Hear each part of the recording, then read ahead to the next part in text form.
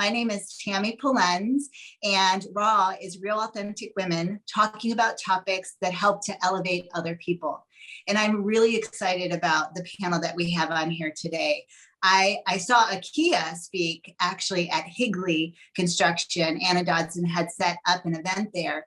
And when I learned about this organization, I just fell in love with what you guys are doing. It is so critically important. So let me introduce the guests today. We have Kristy Norbert, who is the co-founder and executive director for Empower Her Network. She is committed to working alongside survivors and their allies for their opportunities of their dreams to become a reality. Kristy has her master's in social work and LCSW. Welcome, Kristy. Ericka Howard is from Northeast Ohio. She's a Northeast Ohio advocate, believes that survivors have the ability to change their story to a better now. Ericka has 25 years of business management, a few months left in finishing up her master's in social work, congrats on that, plus years volunteering with trafficking survivors. Welcome. Thank you. And Akia Lampkin. She's a Northeast Ohio advocate as well. That's how I met her. And she has over 20 years of advocacy working with vulnerable populations. She loves working with survivors in helping them to reach independence. Akia holds a bachelor's in social work, is an Ohio licensed social worker, and has an MBA. What a powerhouse we have here today. Thank you for your time. Thank you for having us. Thank you. You're welcome. So today we're talking about Empower Her Network. And I think that probably, Kristy, it makes sense for you to kind of explain what Empower Her Network is, and maybe even starting off with what is human trafficking, because that's what this is really all about here today. And what is the scope of the problem? And then how was your organization started? And what role do you play? Wonderful. So oftentimes when people hear the words human trafficking, they think, well, this is an overseas problem. This is an over there problem. This is something that happens in Southeast Asia. And it does affect, the numbers, I always hesitate to give numbers. It's 21 million people worldwide that this affects. It's a $1 billion industry. But what I think is very surprising for a lot of people is that human trafficking exists in our backyard. It exists in every city, in every town in the United States of America. And so what is human trafficking? It's the definition is force, fraud, coercion, which means that I see a little head peeking back there, Ericka. It's so wonderful. Is that the terms are interchangeable, right? Modern day slavery, some type of sex exploitation, forced labor. Anytime someone's held against their will with force, fraud, or coercion, and trapped into a situation, or in a situation that they're being bought and sold as a commodity with a third party, is human trafficking. Minors, if they are having sex, whether it's consensual or not, is considered human trafficking if a third party's involved. I had that question yesterday. Well, what if they're a minor saying, sure, I'd like to do this? Minors can't consent. And oftentimes there's a big controversy on what the choice is. Oftentimes that vulnerable, both men, women, girls, boys, are preyed upon on traffickers, which means that they're very vulnerable to wanting that love and acceptance of varying sources. And so they know that, and say they're master manipulators in trapping young women, girls, boys into this type of psychological dependence that leads to exploitation. How Empower Her Network started is that I was actually working overseas with this population and discovered that this problem is happening in the United States. And there are many organizations that are doing a fantastic job of addressing the immediate services. So when somebody gets extricated from the life, so being in the life means that you are in the life of a trafficking victim. When you leave that life, you can get emergency services. So for foreign nationals, for immigrant survivors, that often looks like a lot of legal support, immediate residential support, therapeutic support. They work to get something called a trafficking visa, means that they were brought here against their will or tricked to get here, for whether it's sex or labor. In the United States, there's many varying services as far as some are drop-in centers, some are residential services, some are therapeutic support, some are kind of basic needs of when somebody exits the life and needs those basic needs. At some point, what I learned in this research 7 years ago, is that at some point they have to leave those services, right? They can't last forever. They can't last forever in a crisis situation. And so what happens? Oftentimes they're in the same vulnerable circumstance that they were prior to their trafficking, because there's no one else there, right? Because they already have a limited support system and there's nobody else to kind of hand them off to. So Empower Her Network started because there was this gap of saying, for survivors who have received those basic needs and those immediate services, let's help them get to actual fiscal independence. Let's see what barriers are in the way of reaching that fiscal independence and walk alongside with them and remove those barriers where they shouldn't exist. So somebody that, and let me answer your question, Tammy, too. The spectrum of human trafficking is huge, right? So you have all the education and the advocacy work to try and prevent trafficking, and to try and we can talk about this too later, like what are some red flags of trafficking? Where does it occur? How does it occur? Then there's the legal support of saying, how do we prosecute traffickers? What does it mean if you're going to arrest somebody that's in prostitution? Are they being trafficked? Is it their choice? Is it not their choice? Then you have the services that are offered for victims and survivors. And then we kind of come in the last 10 yard lines. We're like the last 10 yard lines of a football field of saying, okay, you've done all this amazing healing work, all this work. What's in the way of you being able to pay your own bills? And that, to be honest, is sometimes tremendous, because this is the first time that they are taking this road forward. So we started in 2017.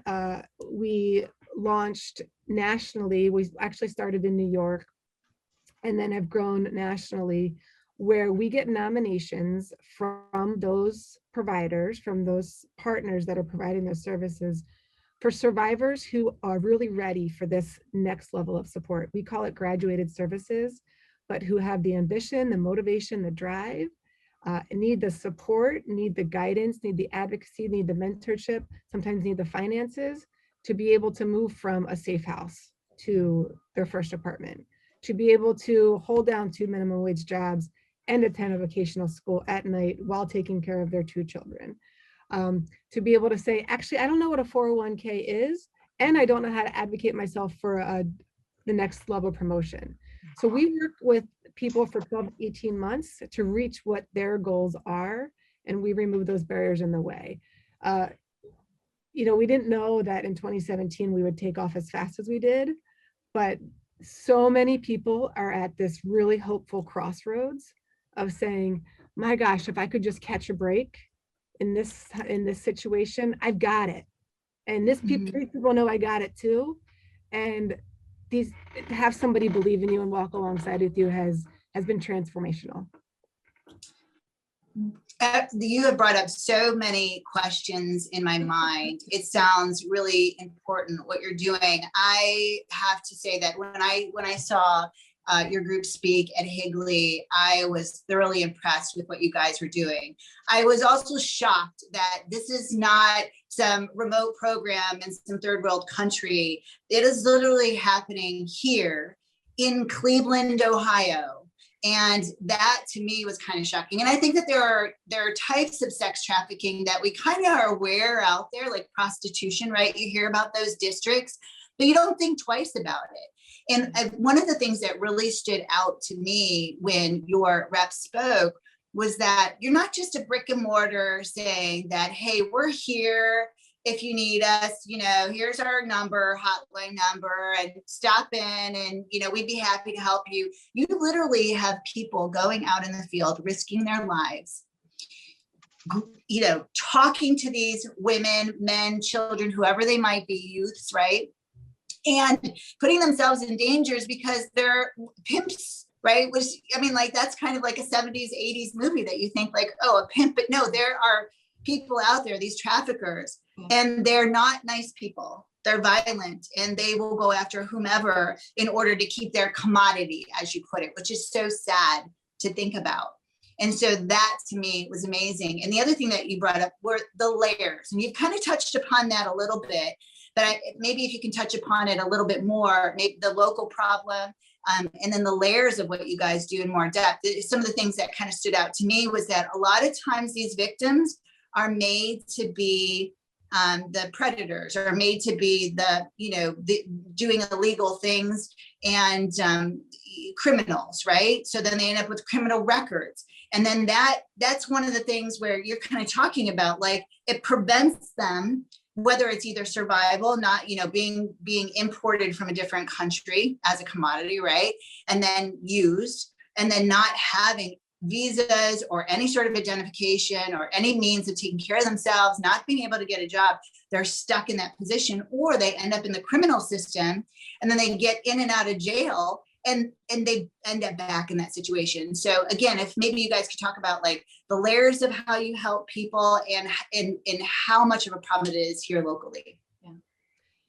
Yeah. So I think just one quick thing too, Tammy, that I heard from a board member a couple of years ago that's really stuck with me, is that for all of us talking and listening to how to be part of the solution of human trafficking, the really sad and scary part is that traffickers are maybe on a webinar, Zoom, in a room right now, how to talk about making more money off of people being bought and sold, right? So it's like I said, it's one of the fastest growing industries in the United States, in the world. So it's disgusting. And so we need to keep talking about how does this happen? And so I think I can give an example maybe about like how it happens. Not that it's a typical story, but like you can see how it happens, and then maybe turn it to Ericka on what's happening locally. Imagine you have, a 17, 18-year-old young girl who is in the foster care system, bounced around from home to home, walking home one day, someone stops, and a man, maybe he's good looking, maybe he's got a nice car. Hey, you have really nice shoes. I really like your shoes, and starts paying attention to her. She starts, being pretty flattered that happens. She's not getting the attention she might need otherwise in the other areas of her life. He starts paying more and more attention to her. Hey, I saw that you liked, you told me your favorite color was blue. Look at this. Would you like this blue necklace? Starts really courting her in those ways, until the point that he becomes a boyfriend of hers. She can't imagine her luck, right? Like, oh my gosh, this amazing, let's say he's 20-year-old who has all this money and is giving me all this attention and love. She thinks she falls in love with him. And this is a long process. This is months-long process. She thinks she's falling in love with him. She eventually turns 18. She moves in with him. And this is kind of where, for a lot of people, the hell kind of starts, right? So moves in with him, and he says, well, you know what? She's so in love with me. You know what, could you just I need some extra money. I've been paying for a lot for your food lately. Maybe if you just stripped at the strip club for me tonight, you could make me a little bit of extra money to kind of, pay your dues. And she's like, yeah, that's easy. Of course, you love me. I love you. I trust you.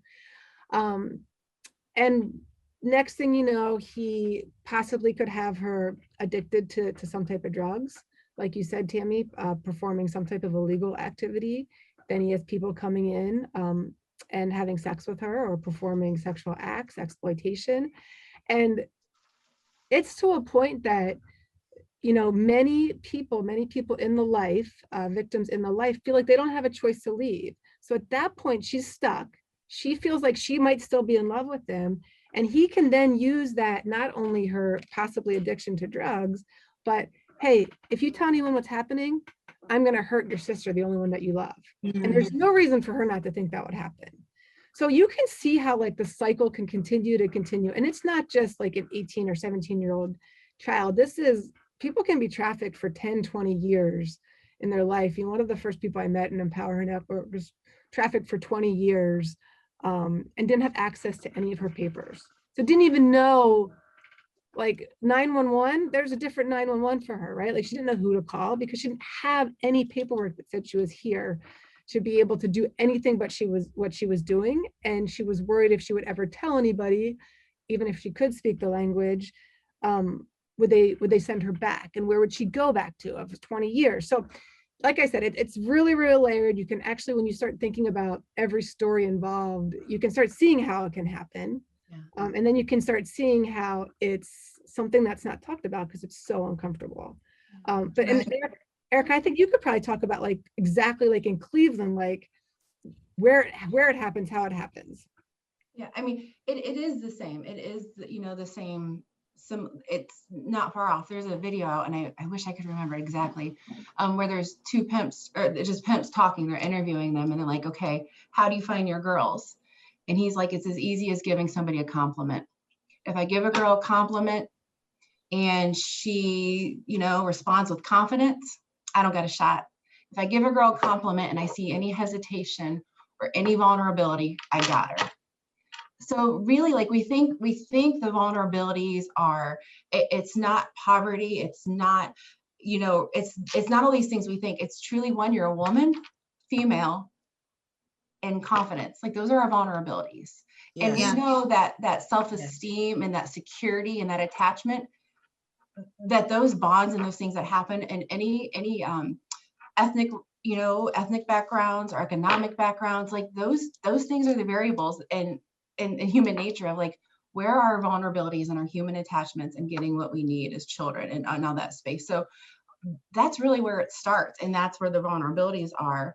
And we also see, you know, in Northeast Ohio in particular, from the work I've done, we have women that come from Youngstown, Toledo, Cleveland, Akron, Canton.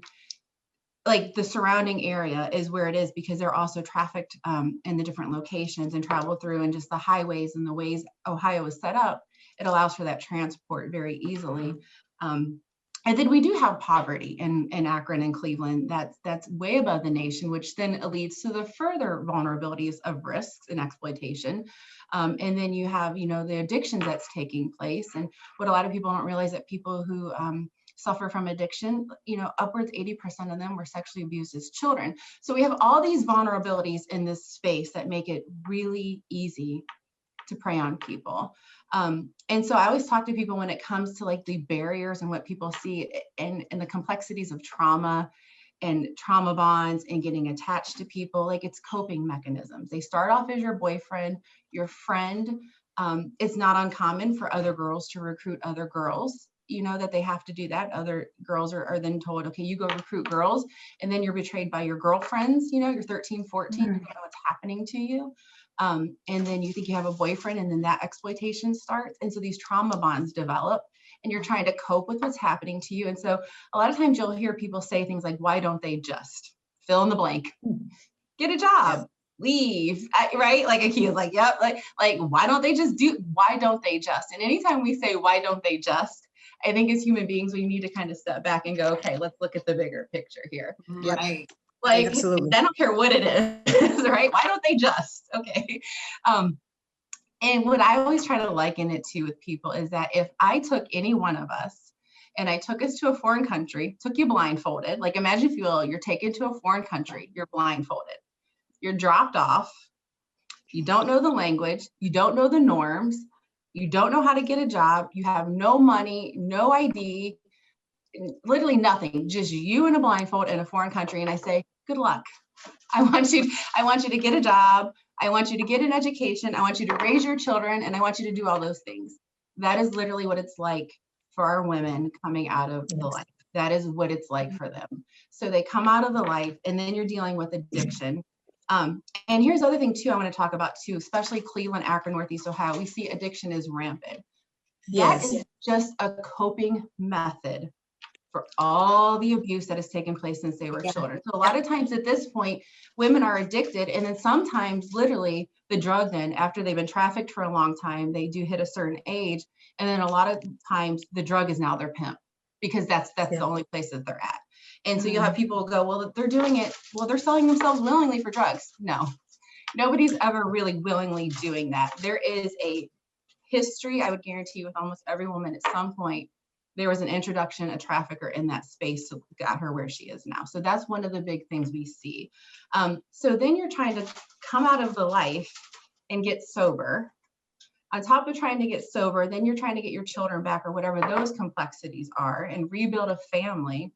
Trying to get a job. Well, you can't get a job because you don't have your GED.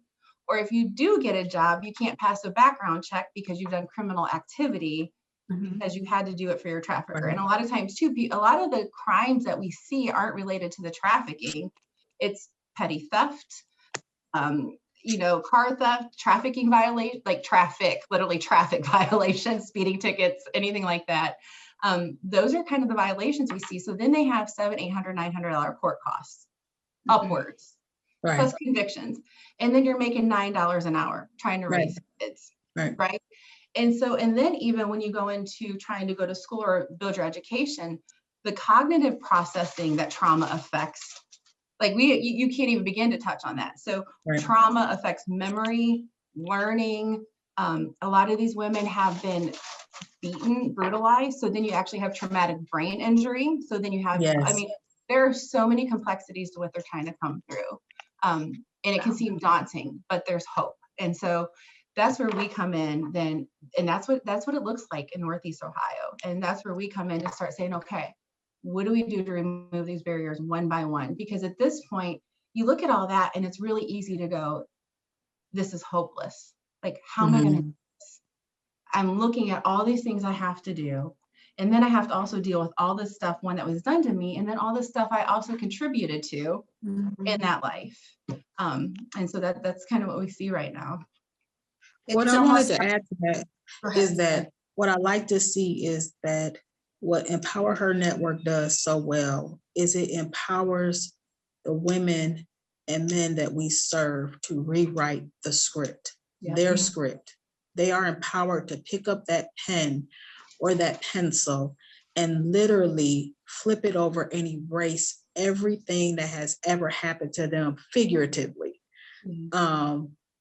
And our partners come into play with being able to allow them to self-actualize. I'm really big about self-actualization and what that really means as far as the key to empowerment.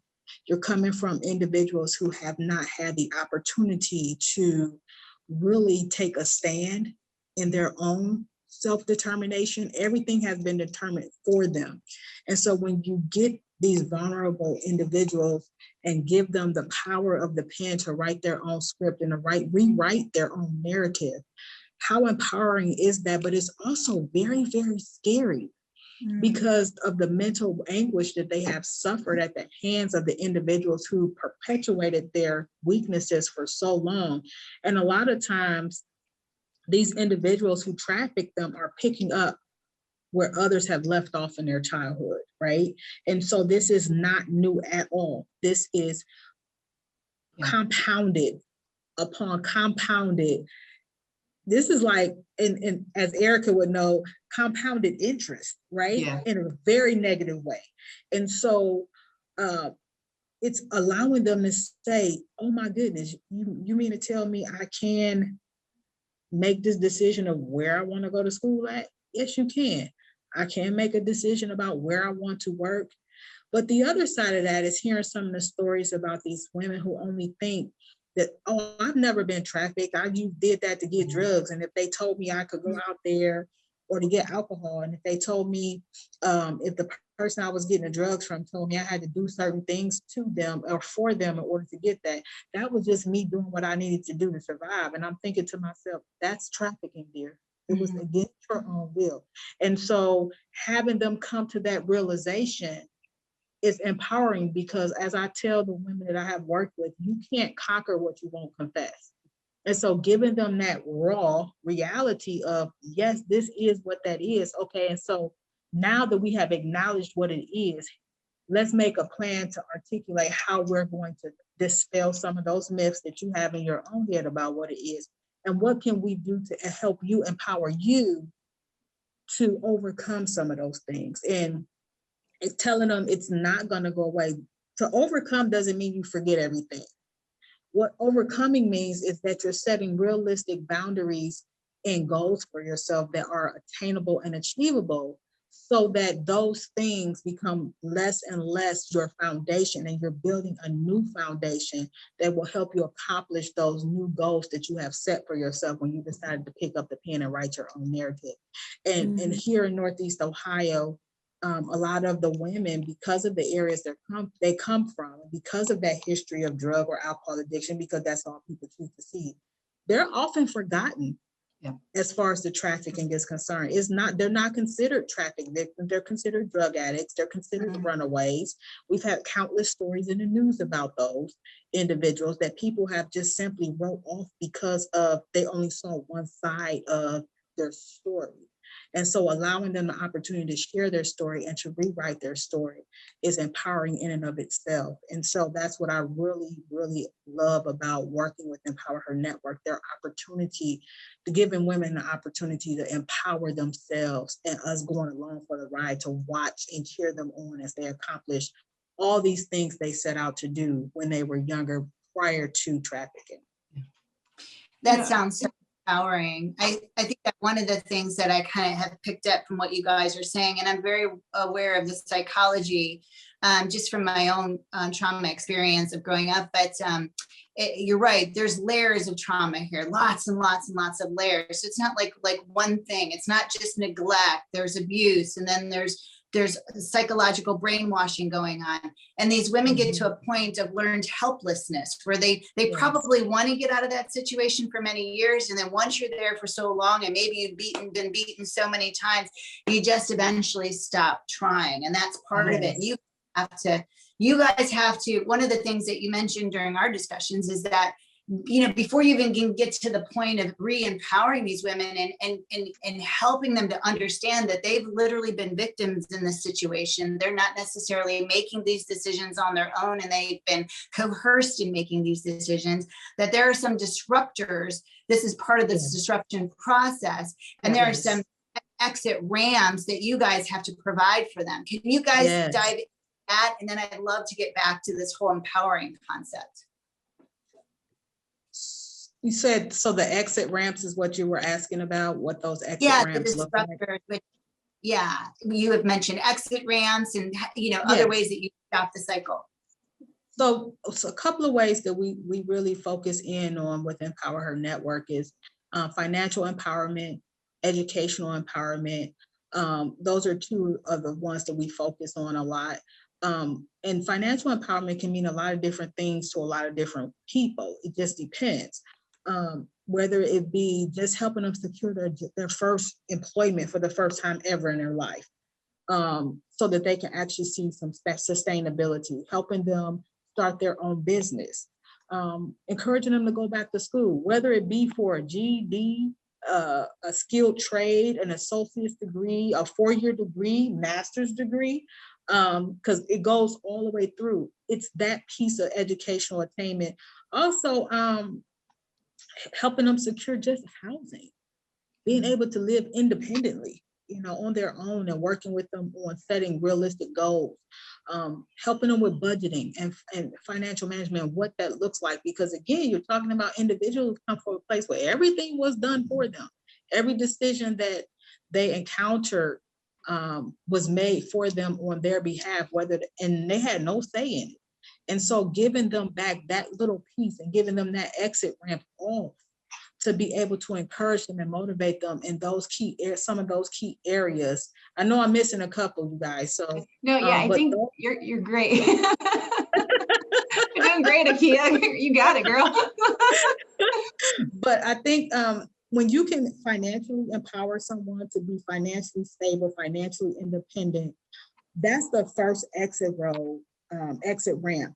And that going off that exit ramp leads into another connector, right? So now that I'm financially stable, what do I need to do to become fully independent? Does that mean I go back to school? Does that mean I write my own book? Does that mean that now I can do some things? But financial stability, housing is another one of our big things, is securing that. Just being able to help them financially stabilize. Once that poverty cycle is a vicious monster, you know, and we want to provide that exit strategy so that they can not look towards their comfort zone. A lot of them, trafficking is their comfort zone. That's what they know. That's what they know how to turn a quick buck. But that also opens them up to so many other vulnerabilities that come with that. And so ensuring that we can help them see the power that financial stability has, and give them real life tools that can help them maintain it and have a stability with financial independence, provides the first major exit ramp out of the life, and it really branches into other areas of independence. Yeah. I was going to say, it's really about helping them create a foundation. They went from not being able to survive on their own, that, you know, that pyramid in psychology we learned about like in 4th or 5th grade, right? Yes. Like you can't get to the point of elevating until you can take care of yourself. And they don't even know how to do that. I remember a story you told me that with some of these women, you have to teach them English before you can even do some of the other things that you talked about, like about finances. Right. So, and so once they can take care of themselves and they have this ability to be independent, then some of the other things happen. I'm sorry, go ahead. What were you going to say? No, I was going to say, I think just it's a generational disruptor, because typically sometimes either you have generations that have been in the life, or this is a cycle that can start generations entering into the life. Yes, yes.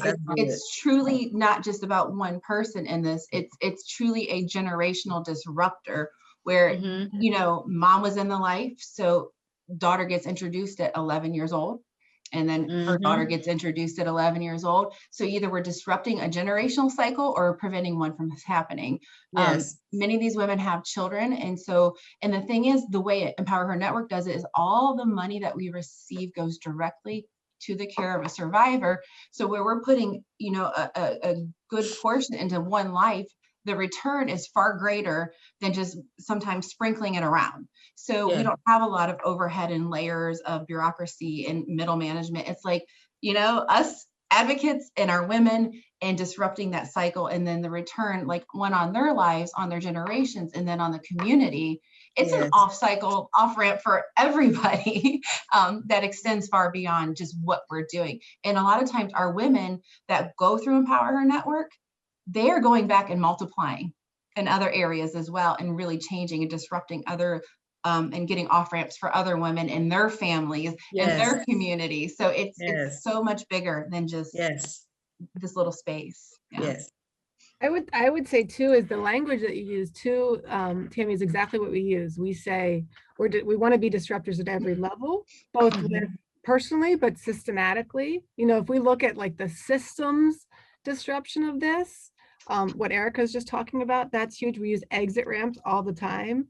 Like I could be on this forever, but how the heck do I get off? I mean, the first question we ask when we are in that first meeting with language is really important. So we call them nominations when they are nominated to us, is where do you see yourself in a year?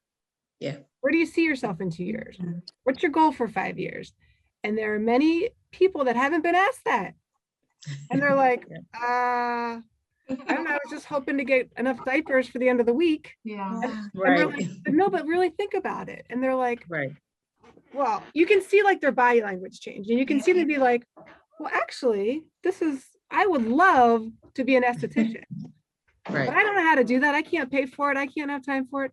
Or you have that other piece that Akia was mentioning of, it's amazing what happens when the hierarchy of needs are met. And so someone gets into a safe, secure, stable housing situation, and they're able to lock their doors and feel safe and have a bed that they can sleep in, that's theirs.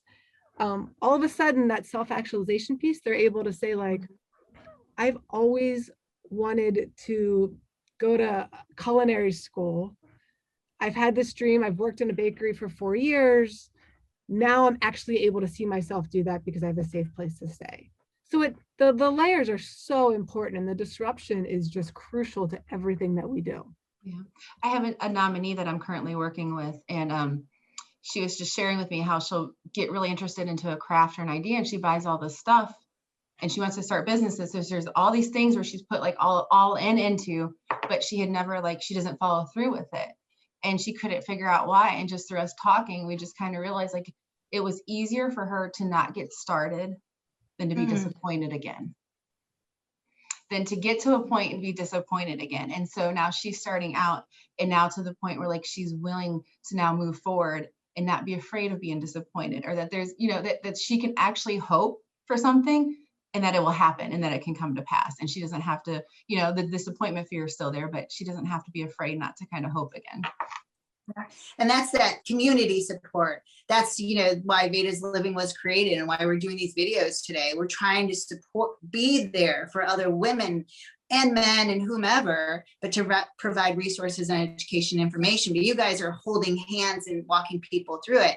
It's an 18-month program, I remember that you mentioned, and a critical part of that is, you know, re-exploitation. That's a big concern, and helping these women to envision their future, which you guys are talking my language, because my book is Think Fit to Be Fit, and Think Fit to Be Fit is all about envisioning what you want your outcome to be. So that's, you know, applicable in every area, whether it's your career, whether it's your life when you're in this struggle, or, you know, if you're just trying to diet, you have to envision where you want to end up, where you want to be in the future.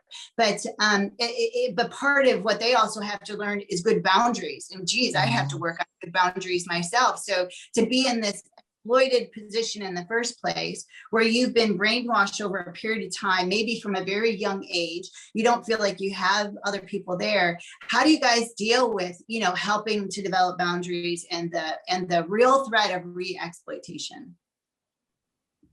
I think knowing who you are individually as an advocate and as a person will help start the process with establishing boundaries, because you have to go in with a strong mindset yourself, knowing that you're working with a vulnerable population, but also too really leaning on our partners as well. Having those partners is very critical and very key, because while we're working with the empowerment piece and the self-actualization piece, we really depend on our partners to really help manage the mental health aspects of what they would need. And so you have to be aware, and you have to be astute of knowing when those boundaries are getting blurred, but also that's also part of establishing rapport and relationship with an individual, so that you can have those hard conversations and still feel like that you're not, so that they could still walk away feeling empowered and not abandoned. And I think that's very critical in how you manage the boundaries, which is why we're really big, and I've said this a number of times, we're really big on partnerships, because knowing who your key partners are and knowing what they're doing and keeping in communication with our partners really helps us establish that role of where we are, but also reverting back to that individual that we're working with our survivors and saying, hey, I heard you were having some challenges, because they're aware we're all on the same team here. And talk to me a little bit about that and how we can help you self-actualize, but without overstepping that boundary of doing therapy, because that's something that we don't do, but utilizing that as a springboard of encouraging them to recognize it and how that can help with their own empowerment, their own self-actualization, to help them stay the course of what they're trying to do to empower themselves. And I think that's really critical, a critical piece in how we establish those boundaries. Yeah, I would agree. I would say also our work is this is where our advocacy work really comes in the boundaries, whether it's demonstrating what a good boundary looks like, and then helping them through the process in their empowerment plan, creating boundaries. So one of the major principles of social work is the right to self-determination. And in order to have self-determination, we always want to create the environment in the relationship and in the empowerment plan that this is their empowerment plan. That is creating the first boundary. These are your choices, your boundaries, and like all the steps, help reduce the risk of re-exploitation by going through the finances, helping the education. Those are all the things that reduce the risk of re-exploitation, but helping them in the boundaries during that plan helps get you there. And so there's always a power dynamic going on, no matter what you're doing. And we work really hard to reduce those power dynamics so that we are really helping them in the empowerment plan create healthy boundaries. Even like we're demonstrating it, we want to help them. And then also the other thing that we do is we don't show like a lot of pictures of our survivors or stories or anything like that. We have to assure them over and over again, you owe us nothing. You don't owe me anything. You don't owe me your story. This is truly us doing this to truly empower you. Yes. And I think when you do this work, if you're kind of getting anything out of it emotionally, mentally, you're in the wrong work. Like true service is, I'm in this for service to you. And so that helps create those healthy boundaries as well. And we start with the end in mind. So when we meet, we say, okay, this is where we're headed to, because we don't want to re-exploit them. We don't want to create redependency on us. That's completely contrary. So we don't want them redependent on us and creating another level of exploitation and helping. So those are some of the other things that we do. And I think that's really where our advocacy work comes in. I love hearing that. I hate to put a number on it, but I know there are a lot of people who are going to be watching this that are number of people, right? I see you.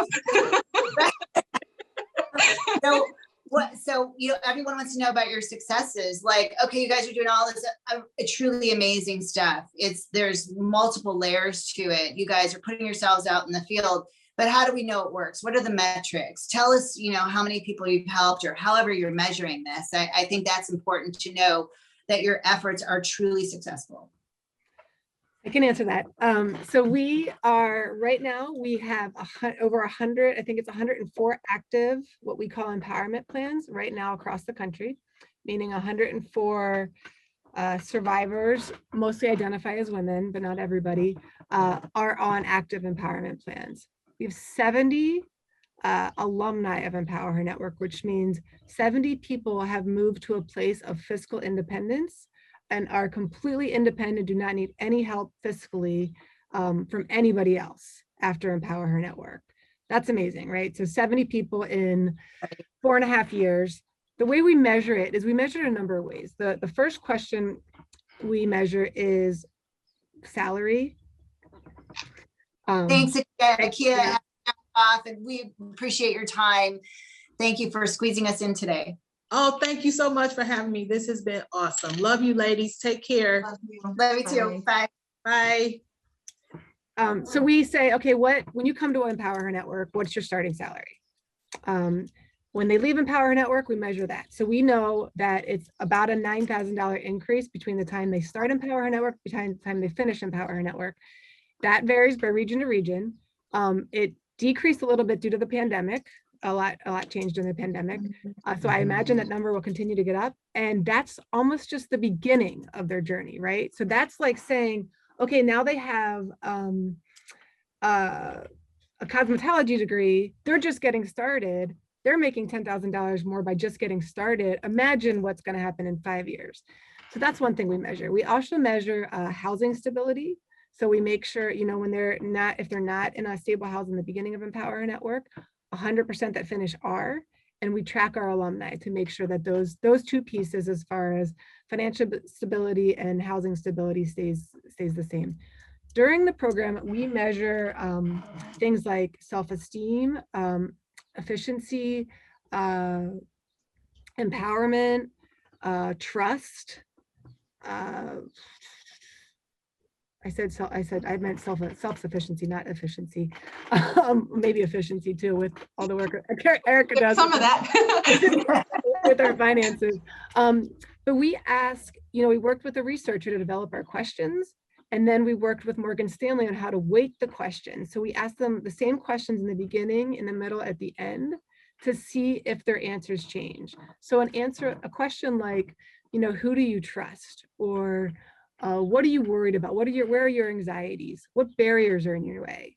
And so when they change over time, that means that we're doing our job and that the numbers change over time. So we're able to actually report on numbers. Like, it's almost like I would hate anyone think that they had a number or score attached to them. Right. But I often tell the members I work with, like, hey, listen to what you said in the beginning. Yeah. You said, I actually have no idea what it means to feel empowered. And then 6 months in, they're like, you know what empowerment is to me? I can pay my own bills. I can take care of my kids. I can tell my job that I can't work today because I have a sick child. Like, and they're able to like start saying those things. So we actually measure all of those things, are able to report back on all of those. And now we're starting to really track where our alumni are. So it's really exciting to see. We started a speaker series a year ago, and in June we'll launch an alumni network. We'll have our first alumni retreat. So we're really getting to celebrate now all these women that have gone through are the survivors, not all women. And we'll call it Empower Her Network, but it's other people too. Of saying, okay, how is this making a dent in the world? Where's that, as Ericka says, that ripple, what's happening? And many, both members and alumni will say, like, my child will never be in this situation because of the work I'm doing. Yeah. Blessing. So what I keep hearing you guys say is that you're literally filling up somebody's confidence cup when they literally came to you with depleted and had no means of ever feeling confident enough to change their own life. And they're doing the work, you're just showing them the way. Absolutely. One thing I would like to add is when I came to Empower Network, I joined in August, and I joined my advocate call. I have to say this because I think this is huge in the work that we do in Empower Her Network. I joined my advocate call, and I was in the minority as a white female. Kristy has done such a fabulous job, and she won't toot her own horn, but I'll have to say it for her because I just like to, I'm an encourager in that. She has done an absolute fabulous job at making sure that advocates represent all the women, everybody, because there are disparities, really quick, there are disparities within the trafficking world of the way white victims are treated versus Black victims. And if you look at the media, and this is something not touched on a lot, but if you look at the media, you look at the portrayals, you see where minority victims are portrayed in media as willing participants and versus a victim. And so there's all those dynamics. But what I have to say is, like, when you talk about measurement and you talk about wanting to see what we actually can accomplish, what she has done with the advocates she's brought on board, bilingual speakers and the board members, the diversity and the ability of people to really disrupt and really make change. It is just like I've been in banking business 25 years. I've never seen anything like it before. And I say that with just full conviction. That's wonderful. That's wonderful to hear. Thank you for all your hard work, both of you, all three of you, even though Akia is not here, and everyone else that's working with your organization. This is great stuff. I'm sure that everyone watching this video right now understands why I wanted to do this video with you ladies. I mean, you guys are doing amazing things. So I'm sure the big question right now is, how can people get involved? There are a lot of ways, from, providing support through partners, through volunteering, through funds. Can you talk a little bit and give people some idea of how they might be able to reach out and get involved? Sure. So we are 100% privately funded, which means that our efficiency rate, meaning like the amount spent towards operations versus program, is very high. During the pandemic, it was 9%. I believe it will probably go back to 10%, which means 10% goes to administrative costs. Everything else goes to program costs. And actually, we're underwritten by a foundation through the end of this year that they cover all of our administrative costs. So, which means every single dollar goes to the survivors. It costs us an average of $6,200 per survivor for 18 months. That goes to their housing, education, employment, and advocacy. That's an average. Sometimes it's 1,000, sometimes it's 10,000, depending on what their goals are, what barriers are in the way. Sometimes what they really need is the advocacy support and that guidance and being like the bumpers on their lanes, on their goals and their success in life. And sometimes that's like, I need, childcare support while I finish up my candidacy hours, or I'll never be able to finish my candidacy hours, so I'm taking care of my 4 grandkids, which is a case that I was dealing with earlier today. Like it varies all over the place. And so I think there's multiple ways to get involved. One is, obviously donations to Empower Her Network. Like I said, we're 100% privately funded. Last year we raised $570,000, and we're looking to possibly even double that this year because the need is so high. Introductions to foundations, corporations, family foundations are big for Empower Her Network. If we can get, and especially in Northeast Ohio, we don't have a lot of support with the corporate world in Northeast Ohio or foundation support. We're working on it. But if people know somebody that they can connect us to, right? It's all about like who we know and who knows about us and getting those phone calls or those meetings.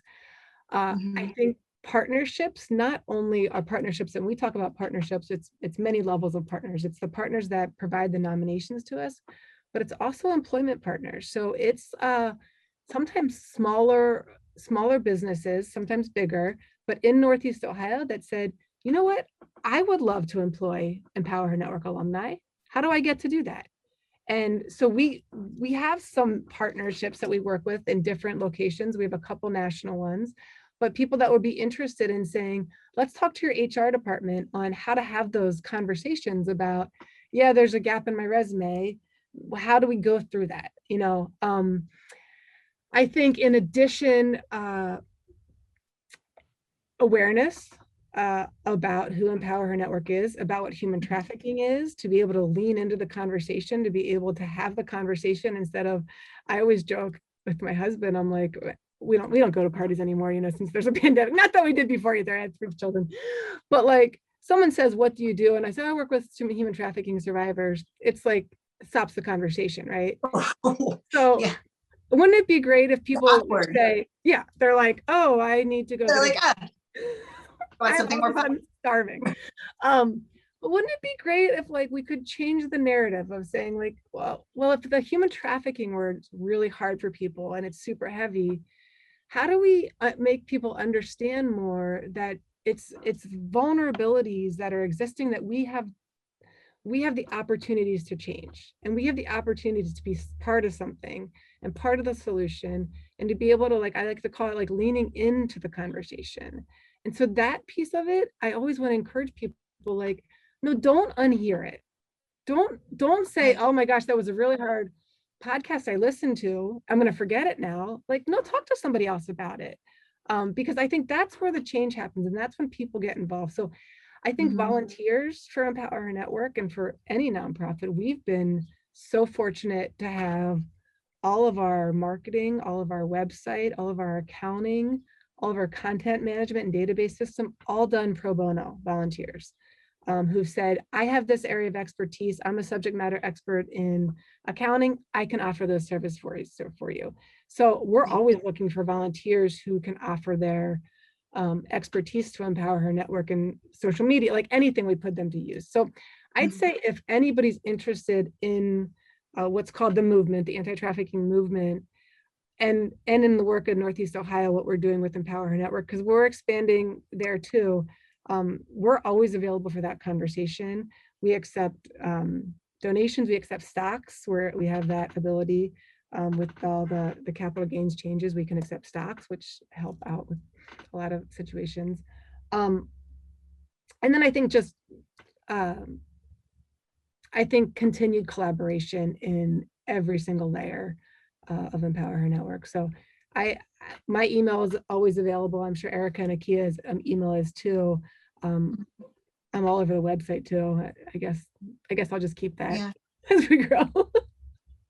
Well, I think this is a great start. And I want to ask everyone that watches this video, please share the video. I'm going to, blast it on my network. I'm going to reach out to individual people that could potentially partner with you and offer residential opportunities and job opportunities and whatever other opportunities, and literally ask them to join this anti-trafficking movement. I really like that term, and I'm going to actually put it on the video too, so that people know exactly what this is about. And really quick, I can't believe I forgot housing landlords that are willing to let somebody be able to build their credit for the first time. And those are individual landlords that we've had successes with. That is a life changer. Yes. That is a total life changer for people that can't get housing due to their credit or their criminal history or whatever it is. So my email is knorbert@empowerhernetwork.org. Ericka is E. Howard. Akia is A. Lampkin, all at empowerhernetwork.org. Our website is empowerhernetwork.org. My phone number's on there. So contact us any way possible. We're on Facebook, Instagram, Twitter, LinkedIn. We can put all of those down below, I'm sure, Tammy, so people can click those links too. But we would love to hear from people to get involved. Great. Well, thank you so much for your time. I hope that you guys get a lot of traffic in questions and volunteering and partnerships from doing this video. Like I said, I fell in love. Akia was so dynamic when she talked. As you can see, even on here, she's very passionate, just as much as you ladies, but she was the first person that I saw, and I was like, oh, I want to continue to do things with you ladies. I don't know how that's going to look. We've kind of talked about, let's continue the conversation, continue to be involved with the community, and it's open to any of the survivors, most certainly, because it's all about elevating people. And, for continued information, reach out to these ladies that have given their time today. Don't forget to like our social media sites, follow our YouTube channel, because we'll have more information on a variety of different topics along the way. And I want to thank everyone for joining us today and your time, and have a wonderful day. Thank you. Thank you so much, Tammy. You're welcome.